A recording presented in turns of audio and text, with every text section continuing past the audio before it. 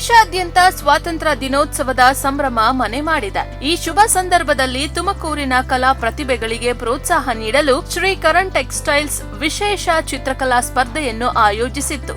ತುಮಕೂರಿನ 20 ರಿಂದ 25 ಶಾಲಾ ವಿದ್ಯಾರ್ಥಿಗಳು ಉತ್ಸಾಹದಿಂದ ಈ ಸ್ಪರ್ಧೆಯಲ್ಲಿ ಭಾಗವಹಿಸಿದ್ದು ತಮ್ಮ ಕುಂಚದಲ್ಲಿ ದೇಶ ಪ್ರೇಮವನ್ನು ಬಿಡಿಸಿದ್ದಾರೆ.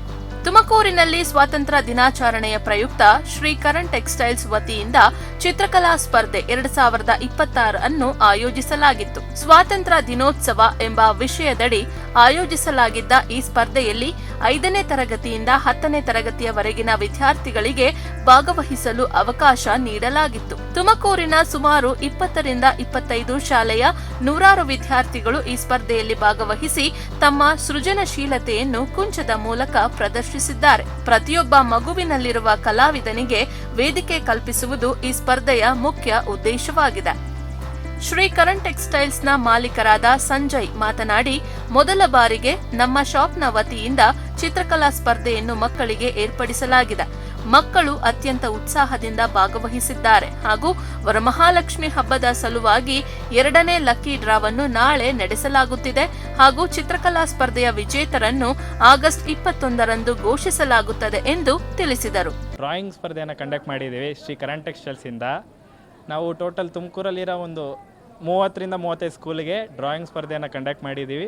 ಅದರಲ್ಲಿ ಈ 21ನೇ ತಾರೀಕು ಮೇಲೆ ನಾವು ಅದನ್ನು ಪ್ರೈಸಸ್ ಅನೌನ್ಸ್ಮೆಂಟ್ ಮಾಡ್ತೀವಿ.